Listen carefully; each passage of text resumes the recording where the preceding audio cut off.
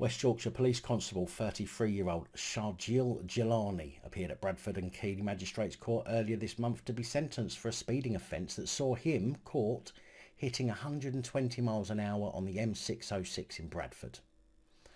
Jelani was caught out, it seems, by a police handheld device on the northbound stretch of the motorway on May the 27th, 2001 and was found guilty.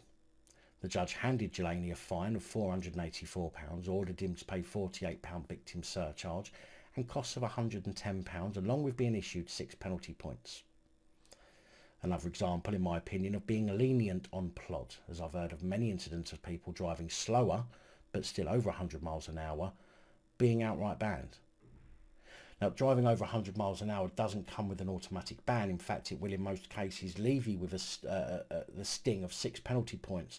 But of course, for the general member of the public, a ban is almost inevitable.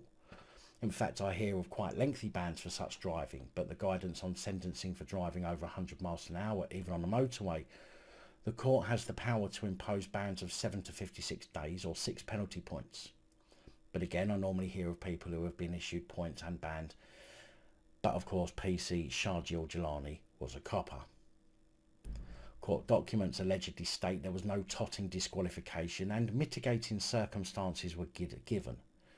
Jelani is a carer for his elderly and ill father and will suffer if he cannot drive to appointments. He requires his car to spend time with his child and needs his licence for work, as he is a police officer working in a road traffic patrol, and it would affect his career.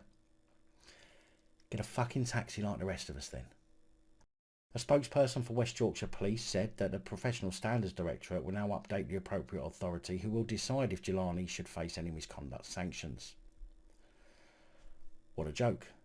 And yet again, in my opinion, shows a difference between how the general member of the public is dealt with versus one of those from the police fraternity.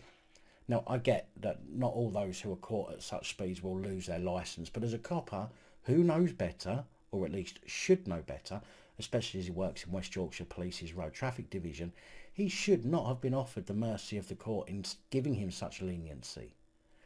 I wonder if he would have been offered such leniency if he had crashed or injured or killed somebody. Mind you, no, he probably would have been. And this is partly why trust in the police and court systems is at an all-time low. I think the mitigating factors were far outweighed by the aggravating factors of him being a roads traffic police.